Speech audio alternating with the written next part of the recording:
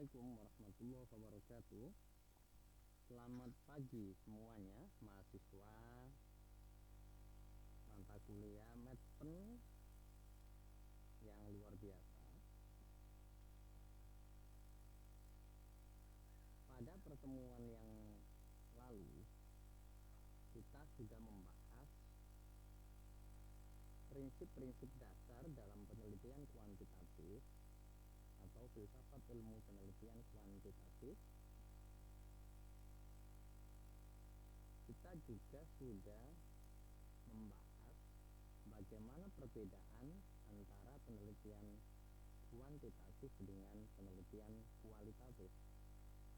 Mengenai hal tersebut, jika kalian lupa, nanti bisa dilihat kembali dalam video rekaman perkuliahan minggu lalu yang nanti akan saya unggah di Elitasi. Pada pertemuan kali ini kita akan membahas tentang jenis-jenis penelitian kuantitatif. Tapi sebelum itu, terlebih dahulu kita harus mengenal apa itu variabel penelitian. Pada pertemuan yang lalu kita sudah membahas bahwa penelitian kuantitatif adalah penelitian atau penelitian psikologi. Dalam psikologi memiliki ontologi atau fokus kajian pada perilaku manusia atau kondisi psikologis manusia, atau bisa kita katakan variabel yang melekat pada diri manusia, baik itu variabel yang bisa diamati, observed, terbuka, seperti perilaku yang nampak, misalnya kenakalan, kepercayaan diri, bullying, ya, ataupun variabel yang sifatnya overt, tertutup, yang tidak bisa terlihat, yang sifatnya adalah domain kejiwaan manusia, seperti misalnya variabel tentang kebermaknaan hidup, variabel tentang kebersyukuran. Jadi pada intinya yang diteliti dalam penelitian itu kita sebut dengan istilah variabel. Tentu kita di awal ini harus mengetahui apa sih yang disebut dengan variabel. Jadi variabel itu kalau menurut Creswell ini salah satu penulis buku metodologi penelitian yang banyak diterjemahkan dalam bahasa Indonesia. Yang saat ini Creswell ini sedang naik daun, ya. Artinya banyak mereka yang belajar tentang metodologi penelitian itu mencari bukunya Creswell. Nah, ini sudah ada yang diterjemahkan, hampir semua buku Creswell diterjemahkan. Anda bisa cari di Tokopedia atau Shopee, ya, banyak dijual di situ. Variabel merujuk pada karakteristik atau atribut seorang individu yang dapat diukur maupun diobservasi. Jadi atribut seorang individu, variabel itu adalah atribut seorang individu yang dapat diukur maupun diobservasi. Jadi apa yang melekat pada diri manusia yang kemudian bisa diukur dan bisa diobservasi itu disebut variabel. Nah, kemudian kalau menurut Kerlinger, variabel adalah konsep yang memiliki macam-macam nilai. Artinya variabel itu sesuatu yang bisa didefinisikan. Variabel psikologis adalah konsep yang bisa didefinisikan. Dikatakan memiliki macam-macam nilai karena setiap ahli itu bisa saja memiliki pengertian atau definisi yang berbeda terkait dengan suatu variabel penelitian. Gitu, ya. Oke. Jadi variabel penelitian psikologis itu banyak sekali ragamnya, mungkin bisa ratusan bahkan ribuan, gitu, ya. Nah, misalnya apa sih variabel psikologis itu? Misalnya keyakinan diri, kepercayaan diri, motivasi berprestasi, regulasi emosi, efikasi diri. Efikasi diri itu keyakinan terhadap kemampuan diri gitu ya. Kemudian misalnya prokrastinasi akademik, perilaku menunda tugas-tugas akademik ya. Kemudian regulasi emosi, kemampuan meregulasi emosi ya, mengatur emosi, dan masih banyak yang lain lagi. Nah, bagaimana kita bisa mengenali variabel-variabel penelitian itu? Caranya tentu kita harus banyak membaca artikel-artikel penelitian dalam psikologi ya, artikel-artikel penelitian dalam psikologi yang itu bisa kita dapatkan ya, bisa kita dapatkan dengan cara membaca jurnal-jurnal penelitian psikologi ya, dengan cara membaca jurnal-jurnal penelitian psikologi. Oke. Baik, nah sekarang saya lanjutkan. Variabel dalam psikologi itu jika dilihat sifatnya nanti ada dua ya. Ada yang disebut dengan variabel aktif, ada yang disebut variabel atributif. Variabel aktif itu apa? Variabel aktif itu adalah variabel yang memungkinkan untuk dimanipulasi atau diubah. Misal motivasi seseorang itu kan bisa ditingkatkan menjadi tinggi atau rendah. Self efficacy atau efikasi diri, keyakinan terhadap kemampuan diri itu bisa ditingkatkan melalui pelatihan-pelatihan tertentu. Misalnya prokrastinasi akademik itu variabel apa? Variabel aktif, karena perilaku menunda-nunda tugas-tugas akademik tersebut bisa diturunkan melalui pelatihan-pelatihan tertentu. Nah, ada namanya variabel atributif. Apa itu?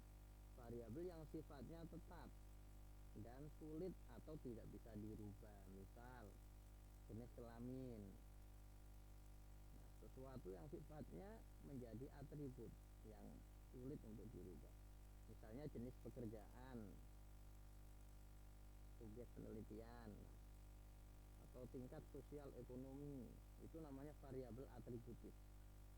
Atau latar belakang pendidikan, nah, itu namanya variabel atributif. Kalau partisipannya latar belakangnya SD, SMP, SMA ya sudah gitu ya. Nah, yang bisa kita tingkatkan adalah variabel atributif yang ada pada partisipan tersebut. Variabel atributif ini pada dasarnya adalah saya menyebutnya variabel psikologis, variabel aktif ini saya menyebutnya variabel psikologis, sementara variabel atributif ini adalah variabel non psikologis. Seperti jenis kelamin kan non psikologis, bukan sesuatu yang dipelajari di psikologi. Kemudian jenis pekerjaan itu bukan suatu konsep yang ada dalam disiplin ilmu psikologi. Ini namanya variabel aktif. Nanti akan banyak contoh-contoh yang bisa kita bahas ya. Oke. Kemudian ada namanya variabel dependent. Variabel dependent ini biasa disebut dengan variabel Y ya istilahnya. Apa itu variabel dependent? Variabel dependent itu adalah variabel yang menjadi fokus penelitian.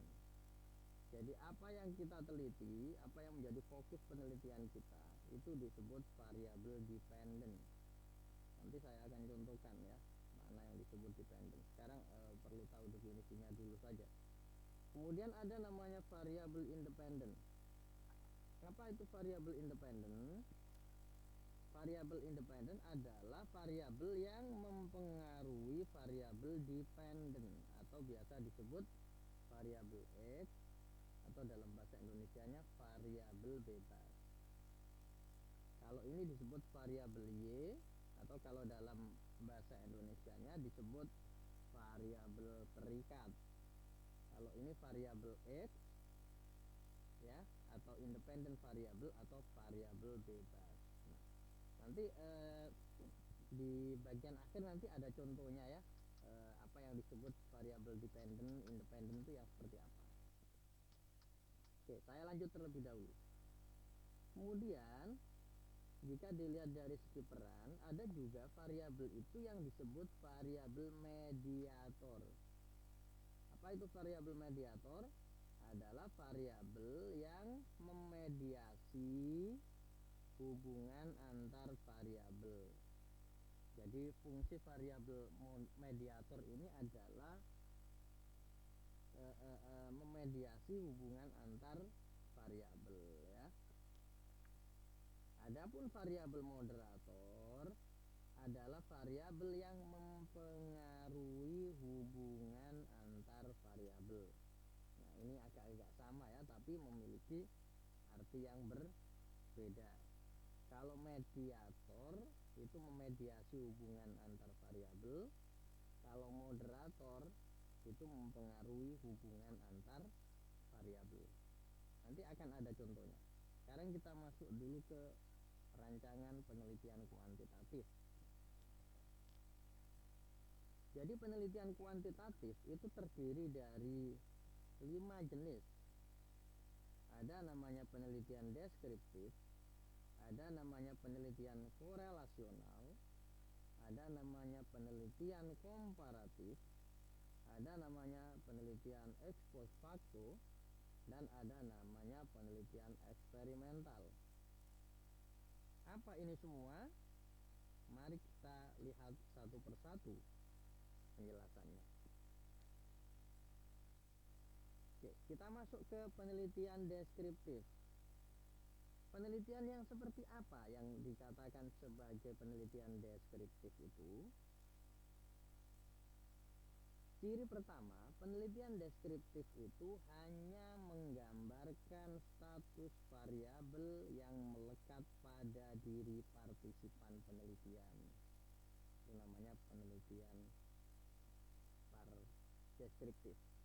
Jadi hanya menggambarkan status variabel yang melekat pada diri partisipan penelitian. Biasanya hasil penelitiannya itu sebatas mendeskripsikan, itu menjelaskan motivasinya rendah, sedang, atau tinggi, itu yang dimaksud status variabel ya. Jadi hanya menjelaskan seperti itu. Saya tunjukkan contohnya ya. Saya punya contoh.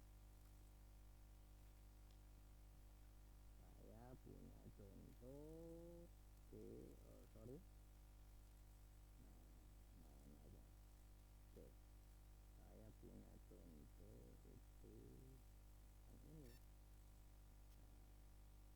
Oke, salah lagi ya. Oke, ini ya. Nah, saya punya contoh.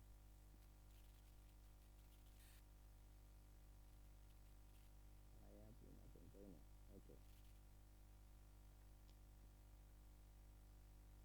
Maaf ya, lama nyari-nyari contohnya. Oke, ini contohnya penelitian deskriptif. Bagaimana mindfulness mahasiswa Universitas X? Pengujian deskriptif. Oke. Lihat, ciri penelitian deskriptif itu biasanya variabel psikologisnya hanya satu. Ini kita baca pelan-pelan. Bagaimana mindfulness mahasiswa Universitas X. Nah, pengujian deskriptif dan komparatif. Judulnya tidak selalu seperti ini ya.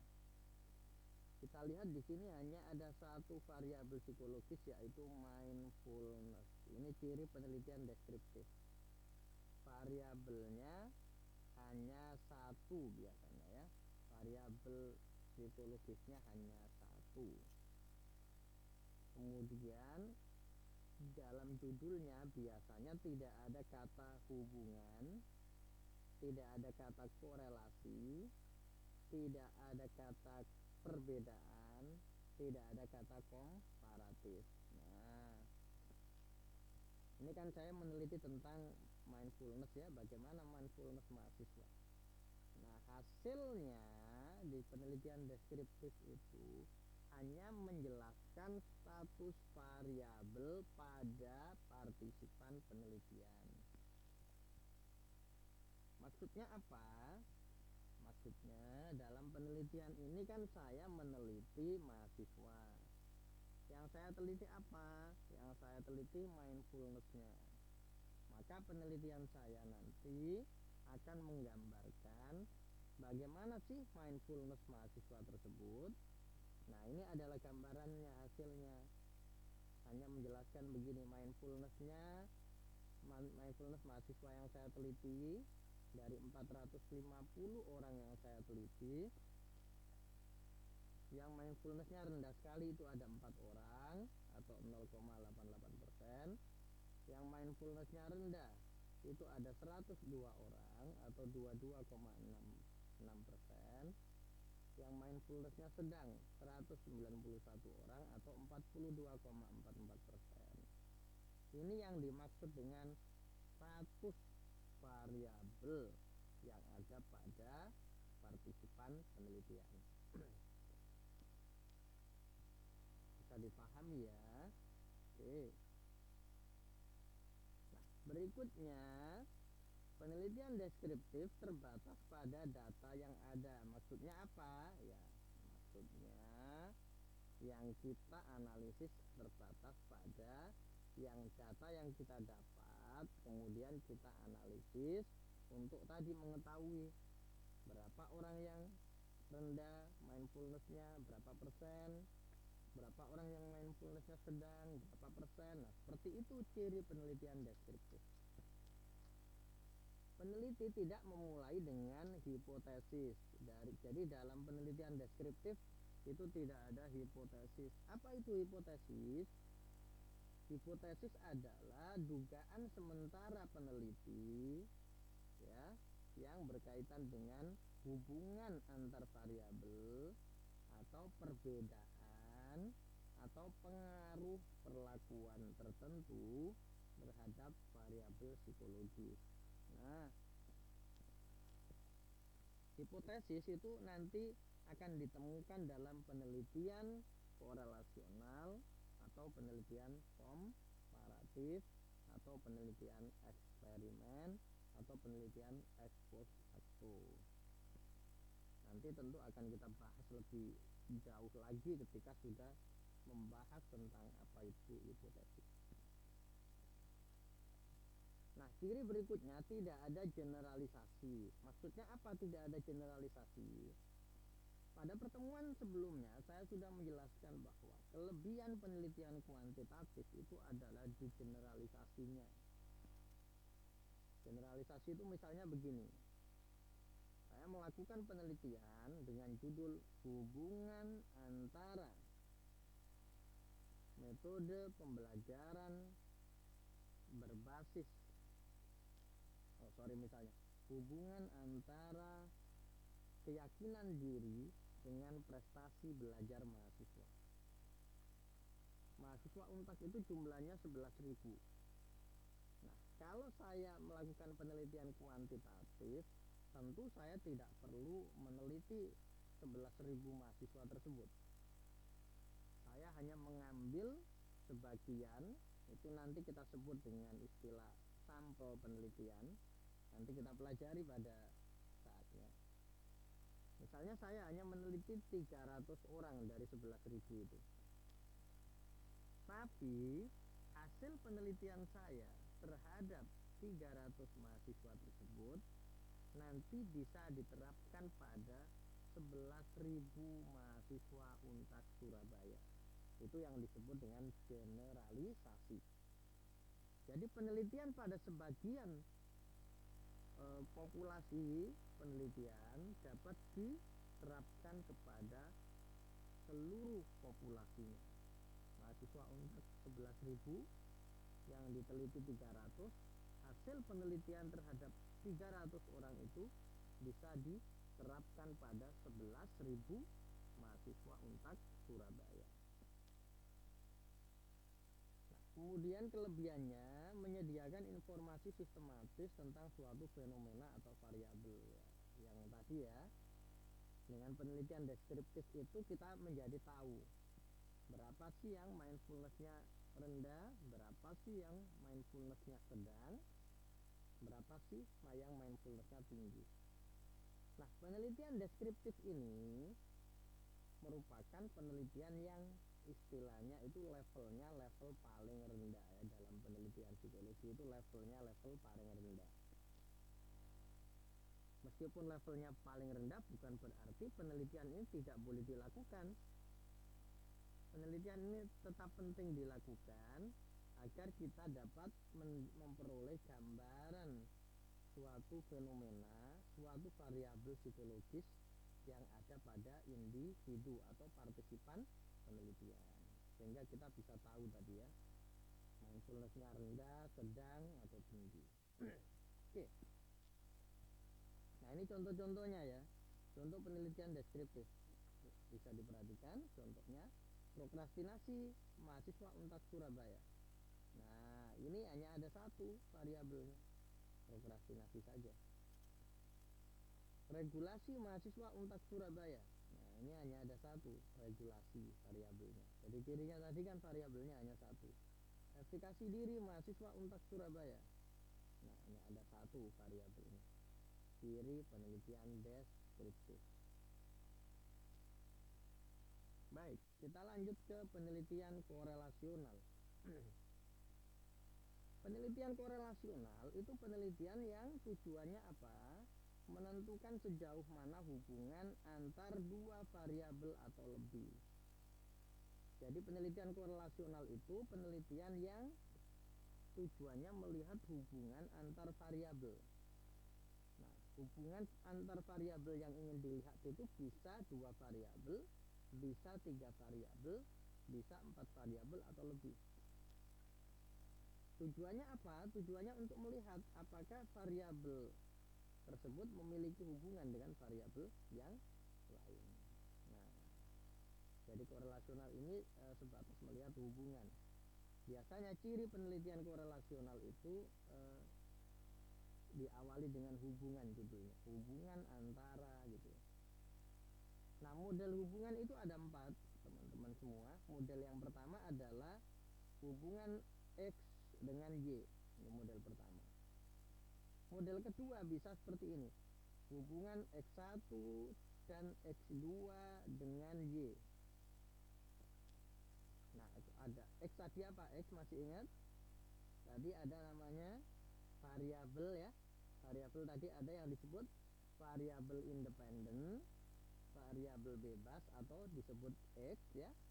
Ada variabel dependen atau disebut variabel terikat atau dikasih simbol Y. Maka kita di sini bisa membaca X1 artinya ini variabel independen, X artinya ini variabel dependen, Y artinya ini variabel balik ya. X artinya ini variabel independen atau variabel bebas, Y artinya variabel dependen atau variabel terikat. Nah, tadi kita sudah membahas definisinya. Variabel X adalah variabel yang mempengaruhi variabel Y. Maka variabel X ini adalah variabel yang mempengaruhi variabel Y. Ini disebut variabel independen, Y disebut variabel dependen. Ada model yang kedua, hubungan X1 dan X2 dengan Y. Ada yang model hubungannya seperti ini, X1 mempengaruhi Y, X2 mempengaruhi Y.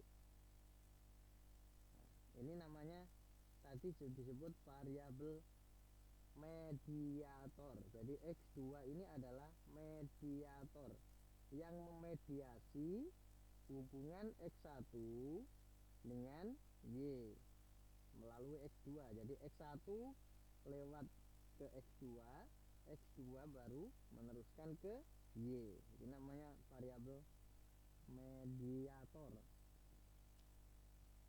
Nah, model yang keempat ini disebut model moderator, variabel moderator.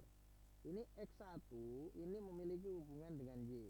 atau X1 bisa mempengaruhi Y. Ini Y, sorry, bukan X2. Ini yang benar Y ya, ini Y. Bukan X2 tapi Y ya. Nah, hubungan X1 dan Y ini bisa dipengaruhi oleh X2. Jadi kehadiran X2 itu bisa mempengaruhi hubungan antara X1 dengan Y. Jadi yang ini teman-teman, ini adalah model hubungan yang menggunakan obat nyamuk istilahnya kalau dalam hubungan percintaan. Jadi X1 itu sebenarnya bisa langsung mempengaruhi Y, tapi terkadang X1 memerlukan perantara yaitu X2 untuk mendekati Y. Nah, kalau yang ini, yang moderator, ini model hubungan orang ketiga. Jadi X1 itu memiliki hubungan dengan Y, atau X1 bisa mempengaruhi Y. Nah, kehadiran X2, X2 ini orang ketiga ya teman-teman. Kehadiran X2 itu bisa saja semakin memperkuat hubungan X1 dengan Y, atau akan memperlemah hubungan X1 dengan Y gitu. Jadi penelitian korelasional itu nanti memiliki beberapa model ya, beberapa model teman-teman. Nah, ini contoh untuk yang model 1 ya. Hubungan antara efikasi diri dengan prestasi belajar. Efikasi diri adalah X, oke, atau variabel independen yang mempengaruhi variabel Y, prestasi belajar. Hubungan antara regulasi emosi dengan prokrastinasi akademik. Regulasi emosi adalah variabel X, prokrastinasi akademik adalah variabel Y, variabel yang dipengaruhi oleh variabel X. Nah, model hubungan itu ada dua macam teman-teman. Ada namanya nanti disebut korelasi negatif ya. Ada yang disebut nanti namanya apa? Korelasi negatif ya. Jadi ada yang disebut dengan korelasi negatif atau hubungan negatif ya.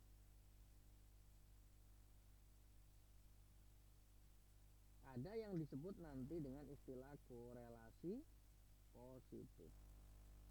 Yang dimaksud korelasi positif itu apa? Korelasi positif itu hubungan yang searah. Hubungan yang searah. Maksudnya hubungan searah itu seperti ini contohnya. Jika regulasi emosinya tinggi, maka jika efikasi dirinya tinggi, maka prestasi belajar akan tinggi. Itu namanya searah loh. Kalau efikasi diri tinggi, prestasi belajarnya tinggi, berarti searah. Kalau X-nya, ini tadi efikasi diri kan X ya. Jika X-nya tinggi, maka Y, prestasi belajar tinggi. Jika efikasi diri seseorang rendah, maka prestasi belajar akan rendah. Efikasi diri ini keyakinan diri ya. Nah, kalau yang ini berbeda lagi ya. Regulasi emosi itu kemampuan mengontrol emosi. Jika kemampuan mengontrol emosi tinggi, maka prokrastinasi akademik rendah. Nah, kan tidak searah ya. Jika regulasi emosinya rendah, maka prokrastinasi akademik tinggi. Nah, itu namanya korelasi negatif, hubungan tidak searah. Kalau efikasi dirinya tinggi, prestasi belajarnya tinggi. Efikasi dirinya rendah, prestasi belajarnya rendah. Itu searah. Disebut korelasi positif. Jadi positif dan negatif di sini tidak berkonotasi kalau positif itu bagus, kalau negatif itu jelek, tidak demikian ya. Yang dimaksud di sini adalah kalau positif itu hubungannya searah, kalau negatif hubungannya tidak searah. Tidak searah itu kalau variabel X-nya naik tinggi, variabel Y-nya rendah. Kalau variabel X-nya rendah, variabel Y-nya tinggi. Itu namanya tidak searah. Nah, sekarang saya akan memberikan contoh model korelasi yang ketiga ya. Model korelasi yang kedua. X1 dan X2 dengan Y. Itu biasanya judulnya nanti akan seperti ini ya. Hubungan antara efikasi diri dan regulasi emosi dengan prokrastinasi akademik. Nah, judulnya seperti ini. Jadi ada dua variabel X. Yang pertama adalah efikasi diri, yang kedua adalah regulasi emosi, yang ketiga adalah prokrastinasi akademik, ini variabel Y.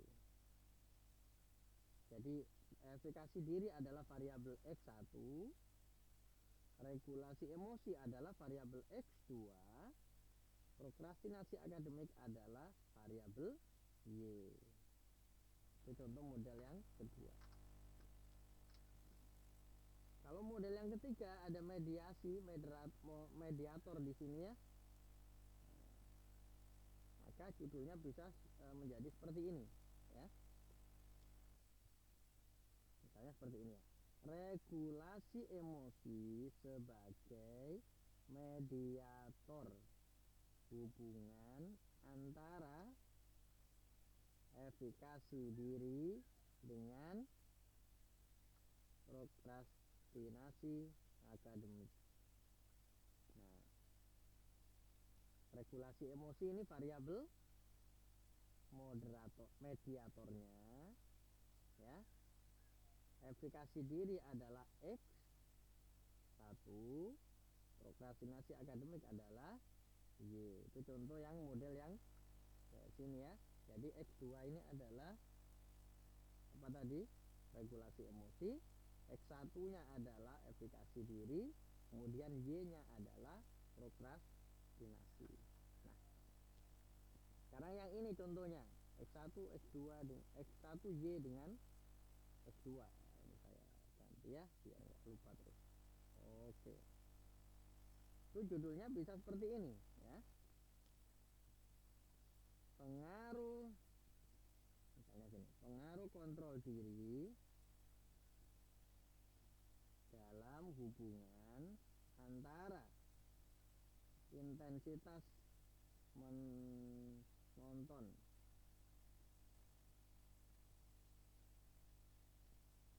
intensitas bermain game online dengan agresivitas. Kontrol diri ini adalah variabel moderator yang bisa mempengaruhi hubungan antara apa? Intensitas bermain game online ini X dengan agresivitas ini variabel Y-nya. Jadi X1 adalah intensitas menonton game, Y adalah agresivitas. Jadi orang kalau banyak bermain game itu kemungkinan perilakunya akan agresif. Tapi ini adalah game yang berkonten kekerasan. Nah, ketika orang itu memiliki kontrol diri X2, apakah kontrol diri itu akan mempengaruhi hubungan antara intensitas bermain game online dengan perilaku agresivitas. Nah, itu yang dimaksud dengan variabel moderator. Nah, jadi kalau kita lihat dalam contoh-contoh ini, maka kalau kita lihat ya berdasar pada sifat, maka efikasi diri disebut variabel apa tadi? Variabel aktif ya kan? Ini variabel aktif. Juga disebut variabel X ya. Prestasi belajar adalah variabel aktif, juga disebut variabel Y. Ingat ya, variabel aktif variabel yang bisa dimanipulasi, bisa ditingkatkan. Efikasi diri bisa ditingkatkan, prestasi belajar bisa ditingkatkan. Regulasi emosi disebut variabel aktif atau disebut variabel X dalam contoh ini. Variabel X adalah variabel independen yang mempengaruhi variabel Y atau variabel terikat atau variabel dependen. Nah, gitu ya. Kemudian berikutnya kita akan lanjut ke ini, model hubungan antar variabel itu bisa seperti ini ya. Misal pemberdayaan mempengaruhi kinerja secara langsung. Pemberdayaan bisa saja mempengaruhi kepuasan kerja terlebih dahulu, kemudian kepuasan kerja mempengaruhi kinerja. Jadi hubungannya bisa langsung ke sini atau ini perantara tadi ya, melalui perantara baru ke sini melalui perantara. Nah ini bisa sangat kompleks seperti ini nanti ya kalau perdalam. Berikutnya saya akan menjelaskan apa itu tentang penelitian komparatif. Penelitian komparatif adalah penelitian yang membandingkan atau melihat perbedaan variabel aktif yang melekat pada partisipan penelitian ditinjau dari variabel atributif. Penelitian komparatif bisa melibatkan dua kelompok atau lebih. Jadi penelitian komparatif ini penelitian yang ingin membandingkan variabel aktif yang ada pada partisipan ya ditinjau dari variabel atributif. Contoh, perbedaan prokrastinasi akademik. Prokrastinasi akademik variabel apa? Variabel aktif kan, bisa didefinisikan. Ditinjau dari jenis kelamin. Nah, masih ingat jenis kelamin variabel apa tadi? Variabel atributif. Jadi penelitian komparatif adalah melihat perbedaan prokrastinasi akademik ditinjau dari variabel atributif. Berarti ini kita akan melihat perbedaan prokrastinasi akademik ditinjau dari jenis kelamin, berarti ada laki-laki dan ada perempuan. Artinya di sini kita akan membandingkan perbedaan prokrastinasi akademik antara laki-laki dan perempuan itu berbeda atau tidak. Nah ini yang kita bedakan berarti dua kelompok ya. Yang dibedakan itu bisa dua kelompok, bisa tiga kelompok atau lebih. Bagaimana cara melihat perbedaannya? Nanti itu diajari di statistik ya. Nah, misal ini perbedaan prokrastinasi akademik ditinjau dari status sosial ekonomi. Status sosial ekonomi kan variabel atributif. Misalnya ada ekonomi rendah, ada ekonomi sedang, ada ekonomi tinggi. Berarti dalam hal ini ada tiga kelompok yang dibandingkan.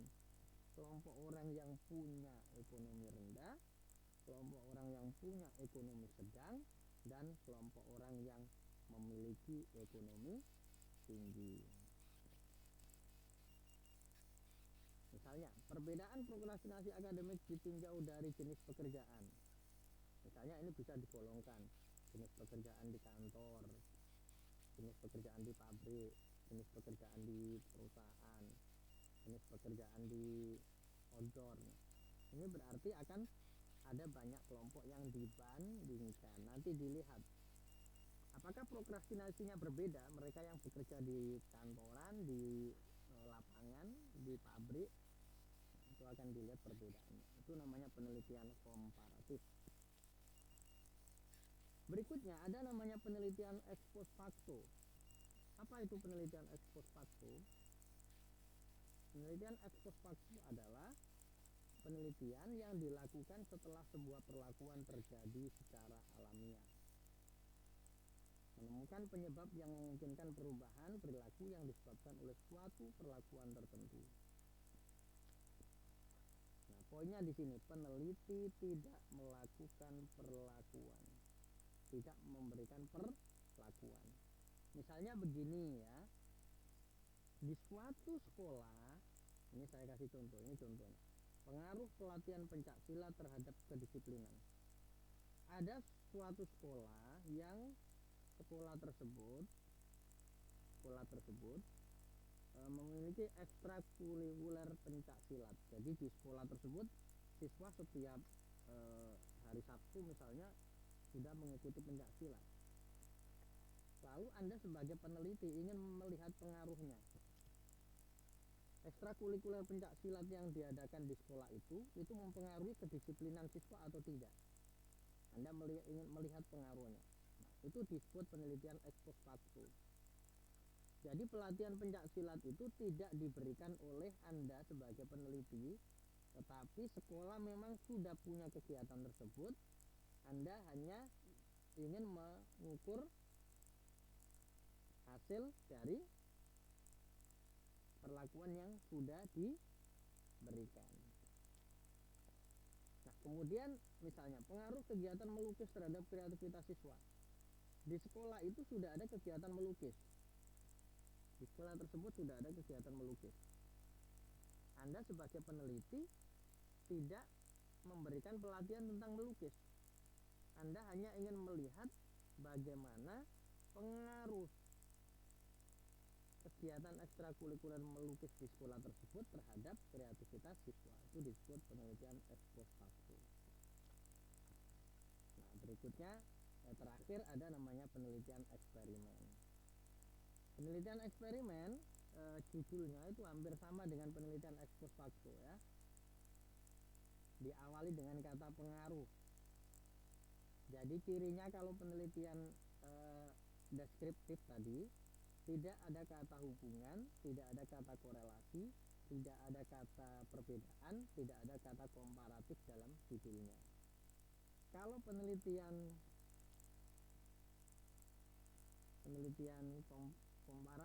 korelasional itu diawali dengan kata hubungan antara, korelasi antara. Kalau penelitian komparatif diawali dengan kata perbedaan antara atau